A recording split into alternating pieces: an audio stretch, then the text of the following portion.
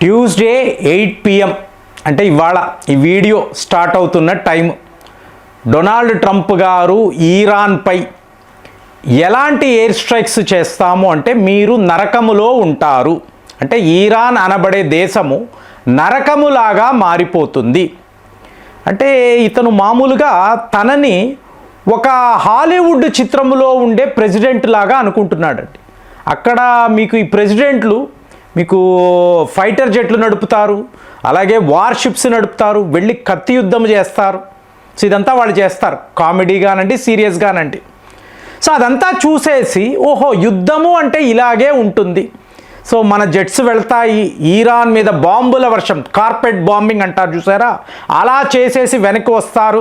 So నేనే కమాండర్ని, నా ఆజ్ఞ ప్రకారమే ఇలా జరుగుతుంది, ఇవన్నీ ఇతను ఊహించుకుంటున్నాడు. కానీ అక్కడ అలాంటివి ఏమి జరగడం లేదు.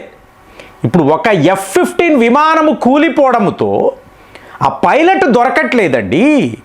మరి ఇప్పుడు నాకు వచ్చిన డౌట్ ఏంటంటే ఈ పెంటగాన్ అధికారులు ఉన్నారు చూసారా, వాళ్ళకి ఇతని తీరు అసలు నచ్చలేదు.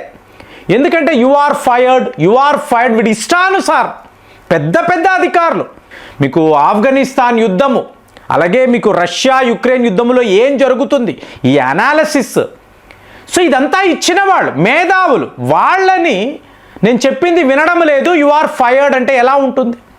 కాబట్టి ఇప్పుడు ఒక 400 మిలియన్ అమెరికన్ డాలర్స్ మీకు అమెరికాకు ఇలాగ నష్టము చేయించడం, ఇలాగ వీళ్ళు చేయిస్తున్నారా? ట్రంప్ తీరు నచ్చడం లేదు, ఇతన్ని ఏదో ఒక రకంగా దెబ్బ కొట్టాలి. ఇది ఎలా చెప్తున్నానంటే మీకు ఇతను ఉంటాడు చూసారా వార్ సెక్రటరీ హ్యాక్సెత్, వాడు మాట్లాడుతున్నాడు. వాడు ఏం చెప్తున్నాడంటే యేసుక్రీస్తు కోసమే యుద్ధము చేస్తున్నాము, వార్ ఫర్ జీసస్ క్రైస్ట్.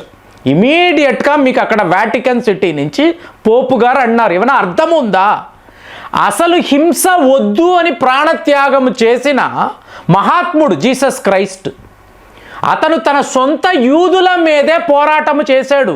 ఇలా వద్దురా, పద్ధతిగా బతకండి, ఇట్లా కాదు అని చెప్పి ఆ జాతిని సరిదిద్దడానికి ఆఖరికి తన ప్రాణాలను పోగొట్టుకున్న అలాంటి ఒక వ్యక్తి అతని పేరు మీద, జీసస్ క్రైస్ట్ పేరు మీద మేము యుద్ధము చేస్తున్నాం. ఏంటి? అమెరికా ప్రజల మనోభావాన్ని అర్థం చేసుకొని క్రిస్టియానిటీ కోసమే ఇస్లాం మీద మేము యుద్ధము చేస్తున్నాం చెప్తున్నాను కదా. ఈ పీట్ హెగ్సెత్ ఇతను చూశారనుకోండి, బాడీలో అంతా ఇస్లామోఫోబియా, అంటే ఇస్లాం మతము అంటేనే నాకు నచ్చదు, అలాంటి వాడిని తీసుకువచ్చి ఇప్పుడు జీసస్ క్రైస్ట్ కోసం యుద్ధమని వాడు ఈ డొనాల్డ్ ట్రంప్. అంటే జీసస్ క్రైస్ట్ పేరు వాడుతున్నప్పుడు సభ్య సమాజం ఎలా ప్రవర్తిస్తుందండి? దానికి ఒక పద్ధతి ఉంటుంది కదా. మీరు చర్చికి వెళ్తున్నారు, ఎలా ఉంటారు? డిసిప్లైన్డ్గా ఉంటారు. మీ మాట అనండి, మీ ప్రవర్తన, దానికి ఒక పద్ధతి ఉంటుంది, అదే కదండి సిస్టమ్. కానీ డొనాల్డ్ ట్రంప్ ఒక మెసేజ్ పెడుతున్నాడు, ట్యూస్డే 8ంటికి నువ్వు స్ట్రైట్ ఆఫ్ హార్మోస్ని ఓపెన్ చెయ్యకపోతే పచ్చి బూతులండి. ఆ బూతులు నాకు తెలిసి ఒక దేశం యొక్క ఇంత పెద్ద నాయకుడు ఇన్ని బూతులు మాట్లాడడం ఏది మెసేజ్లో ఒక అధికారి అయితే ఆశ్చర్యం అండి. ఆయన అంటున్నాడు, డొనాల్డ్ ట్రంప్ మాట్లాడుతున్నప్పుడు దయచేసి మీ పిల్లల్ని అక్కడ కూర్చోబెట్టకండి, అతని మాటలను వినవద్దు చెప్తున్నాడు అతను. ఎందుకంటే మీకు చాలా అగ్లీగా ఉంది. ఇప్పుడు చూడండి, ఇక్కడ ఒక చాలా ఫేమస్ వెబ్ సిరీస్, అందరూ ఆహా ఓహో అన్నారు, మేము కూర్చున్నాం చూద్దామని. మీకు ఫస్ట్ ఎపిసోడ్లోనే స్కూల్కి వెళ్ళే పిల్లాడండి ఆ మాటలు విన్నప్పుడు మనకు అమెరికా యొక్క కల్చర్ ఎంత ఒక దారుణంగా మన జాతిని ప్రభావితం చేస్తుంది. ఒక తల్లి వెళ్ళి ఆ కుర్రాడితో మాట్లాడలేదండి అలాంటి మాటలు. అంటే ఈ పిల్లాడి మాటలు నేర్చుకున్నాడు అనుకోండి, ఇవాళ ఏంటి I behave, mind your tongue, ఇవి మాట్లాడుతున్నారు. వాడు ఆ భాష నేర్చుకున్నాక తల్లిదండ్రులకు ఎటువంటి విలువ ఉండదు. టీచర్స్ అంటారా, అసలు వాళ్ళని మనుషులుగా కూడా వీళ్ళు గుర్తించారు. అలాంటి వెబ్ సిరీస్ తీసి ఒక్కొక్కడు అబ్బా ఏం తీసేయడండి, అద్భుతం అండి నీ తల్లిదండ్రులు మాట్లాడుకుంటుంటే వీళ్ళని ఏమనాలండి? వీళ్ళకి ఆ మాత్రం ఒక పిల్లాడు ఇంత వల్గర్ లాంగ్వేజ్ వాడతాడా? అసలు ఎవరు ఇలాంటి మాటలే మాట్లాడరండి పిల్లాడి చేత. 4వ క్లాస్ 5వ క్లాస్ పిల్లాడి చేత ఆ డైరెక్టర్ మాట్లాడించాడు అంటే ఎంత ఘోరం. అందుకే మీకు అమెరికా జనరల్ చెప్తున్నాడు, మీ పిల్లలు జాగ్రత్త, ట్రంప్ మాట్లాడుతున్నాడు, బూతులు వస్తాయి, అది వింటే వీళ్ళు చెడిపోతారు. అమెరికా అధ్యక్షుడి యొక్క భాష ఇంత చీప్గా ఉంటుందంటే ఉంది. ఎంత ఓపెన్గా ఈ వార్ జీసస్ క్రైస్ట్ కోసము చేస్తున్నాము అని చెప్పి వాళ్ళ వార్ సెక్రటరీ, డిఫెన్స్ మంత్రి చెప్తున్నాడు అంటే అంతకు మించిన దరిద్రము లేదు. అందుకే వాళ్ళ పోపు గారు ఇలాంటివి మాట్లాడొద్దు, మీ యుద్ధాలు మీరు చేసుకోండి, మా క్రైస్టుని ఇందులో తీసుకురాకండి, ఆయన పేరు మీద ఎప్పుడు ఎటువంటి యుద్ధాలు మేము కోరుకోము, క్లియర్గా ఆయన చెప్తున్నాడు. సో ఇప్పుడు ఇవాళ మంగళవారము 8 గంటలకు ఇరాన్ వాళ్ళు నరకము చూస్తారు, ట్రంప్ గారి మాట.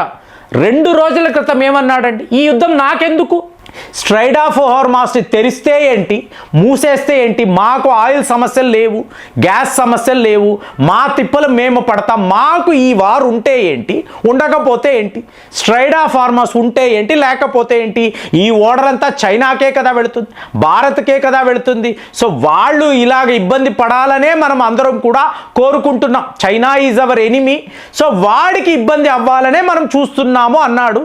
ఈరోజు స్ట్రైట్ ఆఫ్ హార్మస్ని మీరు తెరవకపోతే, 8ంటికి మీరు ఓపెన్ చెయ్యకపోతే, బూతులండి ఆ మాటలు మనం అనలేము. మీకు మెసేజ్ పెడతాను, వెనక చూడొచ్చు, దాన్ని కూడా బ్లర్ చేస్తారు.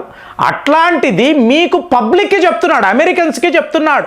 సో వీళ్ళు అలాంటి వాళ్ళు, వీళ్ళ తిక్క కుదర్చాలంటే, వీళ్ళను శిక్షించాలంటే ఇదే పద్ధతి. మన ఎయిర్ ఫోర్స్ సిద్ధముగా ఉంది, మనము వెళతాము, కొడతాము అంటున్నాడు. కానీ పెంటగాన్ అధికారులు ఎవరికి కూడా యుద్ధం ఇష్టం లేదండి.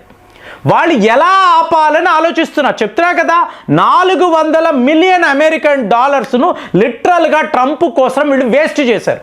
వీడికి బుద్ధి రావాలి, ప్రజలు అర్థం చేసుకోవాలి. కానీ అమెరికన్స్ మహామూర్ఖులు కదా. సో ఇప్పుడు వీడు చెప్తున్నది వినేసి, ఆహా మన ఎయిర్ ఫోర్స్ వెళ్తే, అదే హాలీవుడ్ చిత్రాలు, ఆ సినిమాలు చూసేసి, ఓహో ఇలాగే ఉంటుంది, ఒక విమానాన్ని, బొమ్మ విమానాన్ని చూపిస్తాడు, వెళ్తుంది, బాంబులు వేస్తే అక్కడ ఇరాన్ వాళ్ళందరూ మీకు అలా బోరు నేడిస్తే మనం హీరోస్, చాలా గొప్పవాళ్ళు. అసలు యుద్ధాలు ఎందుకు, యుద్ధాలు చేయడం వల్ల ఎవరికి ఉపయోగము, ఎందుకు ఇది చేస్తున్నాము, ఇది కదండి ఆలోచించాలి. అక్కడ మనుషులే కదా, ఇరాన్లో నివసించే వాళ్ళు మనుషులే, అమెరికాలో ఉన్నవాళ్ళు మనుషులే కదా. ఈ మాత్రము కామన్ సెన్స్ లేకుండా వీడైతే ఒక మనిషే కాదు కాబట్టే వాడు అలా ప్రవర్తిస్తున్నాడు. వీడిని పట్టించుకోకూడదు. మరి అక్కడ ఉండేవాళ్ళు ఇది ఎలా అయిపోయిందంటే, యథా రాజా తథా ప్రజ అన్నట్టుగా, నేను మూర్ఖుడిని, నేను ఒక తుక్లక్ని, నా చుట్టూరుతో ఉన్న వాళ్ళందరూ కూడా ఇలాగే ఉండాలి, వాళ్ళు మాత్రమే నాతో ఉండాలి, తక్కిన వాళ్ళందరినీ యు ఆర్ ఫైర్డ్ అంటే వాళ్ళు వెళ్ళిపోతారు. కామన్ సెన్స్ ఉండి, నాలెడ్జ్ ఉండి, మీకు ఎక్స్పర్టైజ్ ఉన్న వాళ్ళు ఎవరూ కూడా నాతో ఉండకూడదు అని క్లియర్గా చెప్తున్నాడు. అవే మెసేజ్లు పంపిస్తున్నాడు. మరి అలాంటి వాళ్ళు ఉంటారు కదండి. ఇప్పుడు ఇది ఎలా చెప్పాలంటే, మీకు వినాశకాలే విపరీత బుద్ధి, ఇంతేనండి.